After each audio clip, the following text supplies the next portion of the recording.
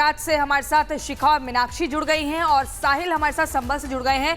साहिल, संभल की अगर बात करें तो सीधे तौर पर सर्जरी का बार बार ये जिक्र हो रहा है कि अगर कोई बीमारी उसका समय पर उपचार नहीं किया जाता तो वो कैंसर बन जाती है और कैंसर का सीधा कीमोथेरेपी इनसे काम नहीं चलेगा, इलाज होगा, सर्जरी की जाएगी।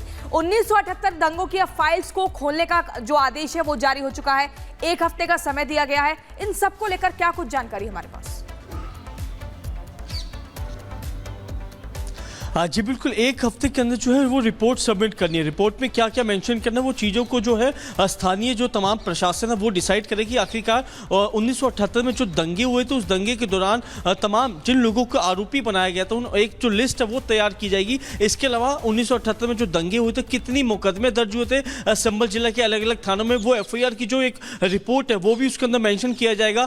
कितने लोगों की मृत्यु हुई थी, कौन कौन लोग कहाँ पर मौजूद था, हर एक सीक्वेंस वाइज जो था वो पूरी एक डिटेल लिस्ट बनाकर रिपोर्ट तैयार करके जो है वो प्रशासन को आगे सौंपी जाएगी। उसके बाद जो है ये फाइल जो है वो रीओपन होगी। उसके बाद उन लोगों पे जो है वो कार्रवाई होना शुरू होगी जिन लोगों ने उस दौरान दंगा मचाया था। जो लोग अभी भी दंगा के जो आरोपी इस समय जिंदा हैं और जो पुलिस की गिरफ्त से फरार चल रहे हैं, उन पे कहीं ना कहीं आने वाले टाइम पे लीगल एक्शन हो सकता है, क्योंकि यूपी के CM ने भी यही साफ तौर पर यही आदेश दिया है कि जिन्होंने 78 के दौरान दंगा मचाया था उनको नहीं बख्शा जाएगा। सर्जरी खासतौर पर ऐसा शब्द इस्तेमाल किया है कि पूरी तरह जो है कार्रवाई वो पुलिस द्वारा की जाएगी। और आने वाले दिनों में ये देखने वाली बात होगी कि संभल जिला में 78 में जो दंगे हुए थे उन दंगों को लेकर पुलिस क्या एक्शन लेती है, कितनी सदस्यों की टीम है वो गठित की जाएगी, किस तरीके से पुलिस का इंस्ट्रक्शंस दिए गए हैं कि पूरे मामले की जांच की जाए और 1 हफ्ते में रिपोर्ट सौंपी जाए। 1 हफ्ते में जो रिपोर्ट आती है वो देखना होगा कि क्या कहती है। कल ही रिपब्लिक मीडिया नेटवर्क के उस बड़े सम्मेलन में योगी ने कहा था कि सर्जरी जरूरी है और उसके बाद सर्जरी शुरू भी की जा चुकी है।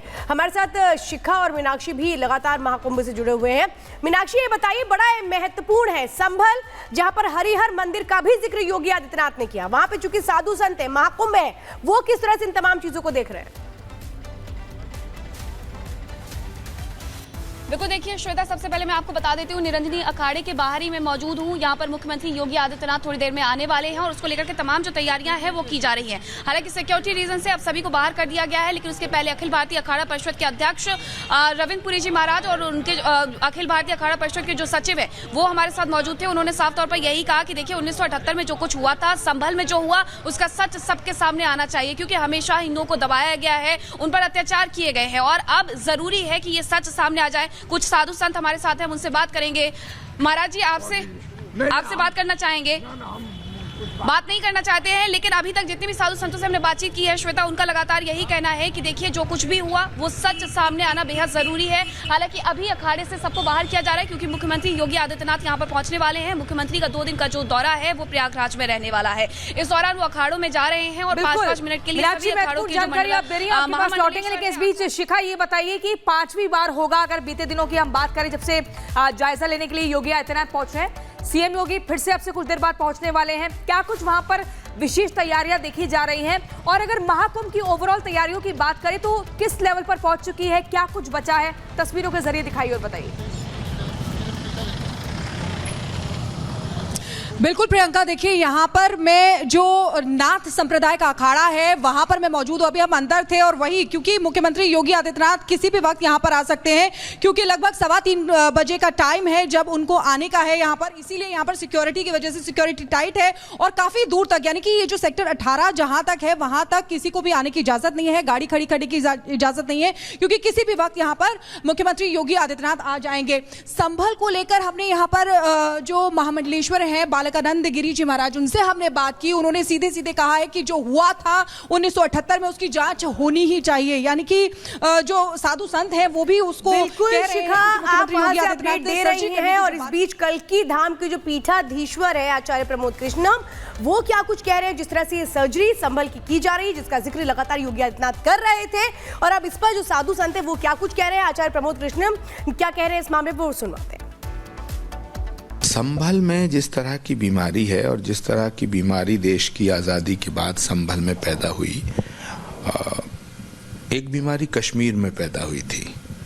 जो कश्मीर फाइल है, संभल की फाइल उससे भी खतरनाक है। तो जिस तरह कश्मीर की बीमारी का इलाज हो रहा है, उस तरह संभल की सर्जरी ज़रूरी है और मुझे लगता है योगी आदित्यनाथ जी इस रोग के विशेषज्ञ हैं। उनके नेतृत्व में बीमारी का इलाज मुझे लगता हो जाएगा। जो योगी आदित्यनाथ जी कह रहे हैं बिल्कुल सही कह रहे हैं।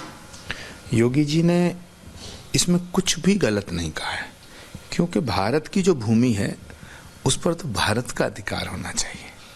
ये जितने भी बोर्ड हैं ये सब फर्जी हैं, ये ज़मीन को कब्जा करने के लिए बनाए गए। दूसरा, वक्फ वो चीज़ होती है जो हमारी है। वक्फ का मतलब एक तरह से न्यास हो जाना, दान दे देना। तो भूमि तो भारत की है, किसी ने किसी को दी थोड़ी थी।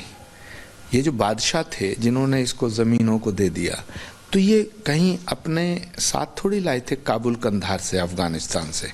न बाबर लाया ज़मीन, न तैमूरलंग लाया, न औरंगज़ेब लाया, न चंगेज़ खां लाया। तो ज़मीन भारत की थी, भारत पे रहनी चाहिए। तो मैं योगी आदित्यनाथ जी के बयान से एकदम सहमत हूँ।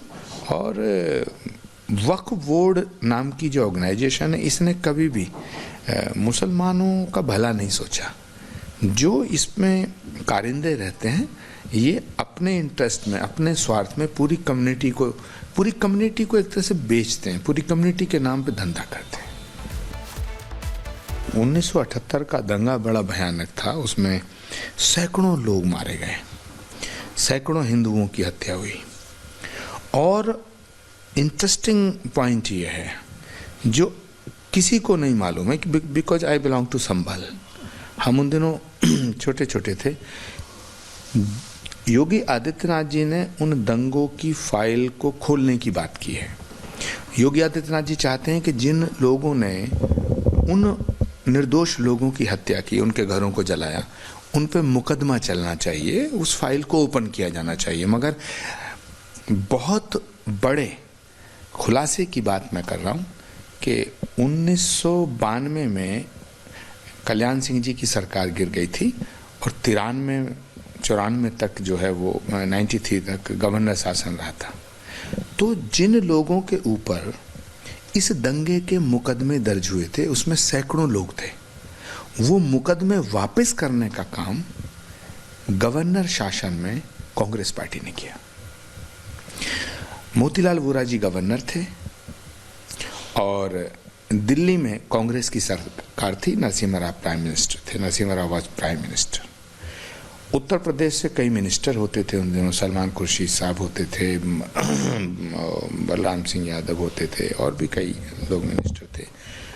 उनके दबाव में आकर के उत्तर प्रदेश के गवर्नर ने गवर्नर रूल में जिस फाइल को ओपन करने की बात योगी आदित्यनाथ कर रहे हैं, उन सब मुकदमों को खत्म करने का काम कांग्रेस की सरकार में हुआ, गवर्नर शासन में हुआ और गवर्नर का बाकायदा नोटिफिकेशन जारी हुआ। तो योगी आदित्यनाथ अगर उन लोगों को आज 45 साल बाद, 46 साल बाद इंसाफ दिलाने की बात कर रहे हैं तो ये बहुत बड़ा कदम है।